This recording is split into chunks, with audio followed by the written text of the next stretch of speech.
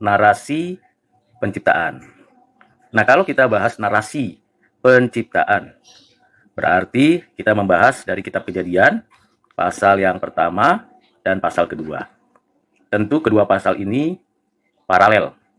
Ada perbedaannya, ada kesamaannya. Namun, keduanya menggambarkan narasi penciptaan. Nah, kalau kita lihat dalam narasi kitab Kejadian pasal 1, kita mulai dengan Allah menciptakan. Pada mulanya Allah menciptakan langit, bumi, dan segala isinya. Di situ dijelaskan mengenai narasi diawali dengan pada mulanya. Waktu. Allah menyediakan waktu, menciptakan waktu sebagai awal. Dan sekaligus Allah menciptakan langit, bumi, dan segala isinya sebagai ruang. Jadi ada waktu, ada ruang. Waktu dan ruang tidak terpisah, dapat dibedakan. Ruang membatasi, waktu juga membatasi. Jadi kalau kita lihat bicara tentang penciptaan, di sana dijelaskan tentang waktu dan ruang. Bumi belum berbentuk dan kosong. Jadi hari pertama sudah ada sebelumnya langit, bumi sebagai ruang. Hari pertama itu, hari kedua, hari ketiga, hari keempat, hari kelima, hari keenam, itu isi dari bumi atau yang dibutuhkan bumi. Isi dari bumi atau yang dibutuhkan bumi. Nah, kalau kita lihat, kita perhatikan, bumi belum berbentuk dan kosong. Artinya bumi sudah ada, bumi sudah diciptakan. Antara langit bumi yang diciptakan, ruang waktu yang disediakan, dengan berfirmanlah Allah, jadilah terang.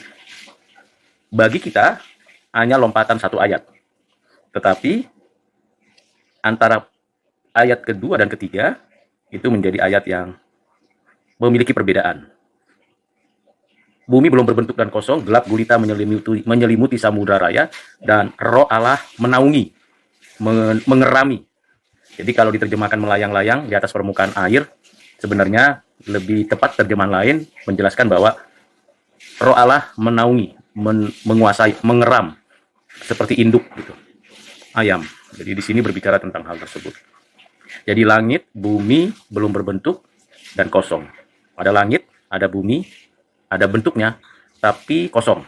Nah, ini kalau kita lihat langit bumi, berarti gugusan bintang lain sudah diciptakan Tuhan. Entah itu gugusan bintang kita, Bima Sakti, atau gugusan bintang-bintang yang lain. Alam semesta langit itu bukan hanya berbicara tentang apa yang ada di atas, tapi juga bicara sistem alam semesta, angkasa, dan segala sesuatu di dalamnya. Langit, bumi belum berbentuk dan kosong. Lalu di ayat 3 sampai dengan ayat yang ke-30 itu menjelaskan isinya.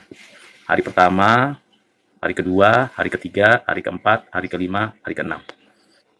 Penulisnya Musa menjelaskan tentang langit, bumi, dan isinya ini. Hari pertama apa? Terang. Jadi terang, apakah terang itu sama dengan terangnya matahari yang diciptakan pada hari keempat? Apakah terang itu sama dengan Allah adalah terang? Jadi ada tiga konsep terang. Allah adalah terang, berarti itu bicara atributnya atau karakternya Allah. Nah, ini sulit dimengerti kalau kita tidak membacanya dari Perjanjian Baru melihat itu. Yang kedua adalah terang pada pasal 1 ayat 3. Allah menciptakan terang, berfirmanlah Allah, jadilah terang. Lalu terang itu jadi. Terang itu memisahkan gelap dan terang. Jadi ada kegelapan, ada ketiadaan terang, lalu ada terang. Jadi terang itu hari yang pertama. Ada terang. Yang menarik, di hari keempat, Tuhan menciptakan benda-benda penerang. Nah, itu hari keempat. Jadi ada 3 terang. Mirip-mirip, tapi mesti hati-hati membaca dan menafsirkannya. Pertama, terang ada pada diri Allah. Allah adalah terang. Ini menggambarkan karakter atribut yang sifatnya berkaitan dengan karakternya Allah. Yang kedua, terang yang menguasai alam semesta, bumi, di mana kegelapan itu ditelan oleh terang. Yang ketiga adalah terang sebagai benda. Benda yang menerangi.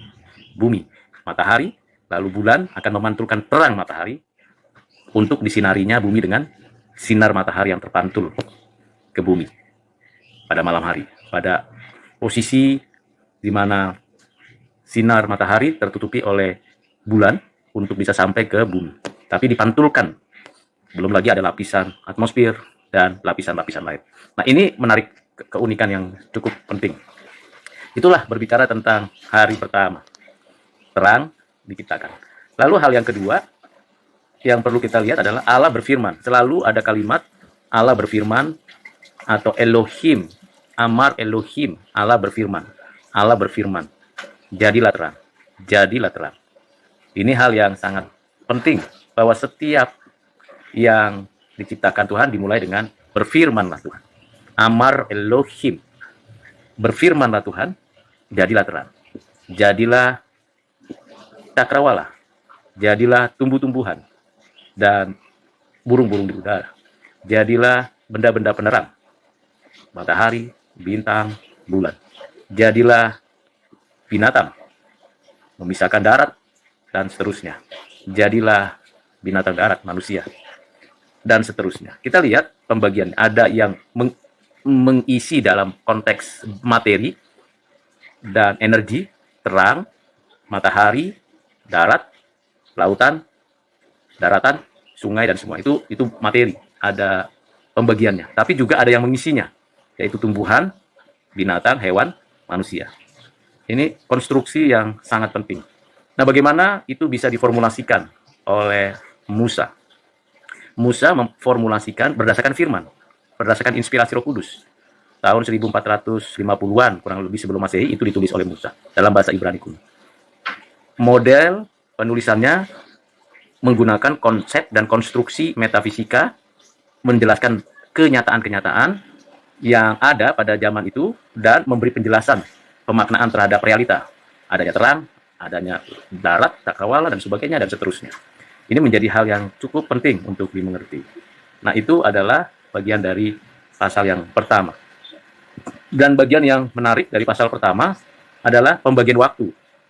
Karena pada mulanya Allah menciptakan, itu berbicara pada mulanya waktu, lalu Allah menciptakan langit, bumi, dan segalanya itu ruang, lalu khusus bumi, ternyata ada pengaturan waktu di bumi, berkaitan dengan benda-benda penerang, tetapi sudah dibuat pengaturannya. Dan Musa melihat pengaturan itu telah ditentukan. Hari pertama mulai petang, kemudian kembali ke petang itu. Lalu hari kedua mulai dari petang, kembali ke petang. Hari ketiga dan seterusnya sampai 6 hari. 6 hari kategori itu berkaitan dengan apa yang diciptakan. Penataannya menjadi penataan yang sangat penting. Harus mulai dari narasi penciptaan lebih dalam lagi gitu. Karena kalau tidak kita jelaskan, nanti orang bertanya, kita tidak mempersiapkan diri untuk menjawab. Karena ada dalam Alkitab. Alkitab menjadi dasar iman orang Kristen, sumber pengajaran. Nah, kalau kita nggak mendalaminya, tidak memahaminya, ketika ditanya atau diserang dengan pertanyaan-pertanyaan yang kadang-kadang ngawur, kita sendiri pun tidak bisa memberikan pertanggungjawaban. Padahal kita sebagai orang Kristen harus memberikan pertanggungjawaban terhadap apa yang kita percaya. Lalu, setelah kita mengetahui ada pembagian waktu, waktu sudah diciptakan, waktu secara universal. Pada mulanya Allah menciptakan. Lalu ada waktu khusus untuk bumi, spesial. Karena memang yang menulis adalah Musa di dalam konteksnya sebagai manusia yang hidup di bumi ini. Nah, seperti itu. Jadi, mulailah sebuah penjelasan, deskripsi, atau gambaran umum tentang waktu. Tentunya ada pengaruh waktu dalam pengertian di Asia Timur kuno, di Mesir, di daerah tanah Kanaan, dan Palestina. Itu penting. Nah, pemahaman seperti itu menjadi hal yang berguna untuk kita membaca teks dan konteksnya. Petang dan pagi, petang dan pagi. Nah, kemudian nanti ada paralelnya nih antara pasal 1 dan pasal 2 yang seringkali banyak pertanyaan di sana. Oke, sampai sini dulu penjelasan saya ya.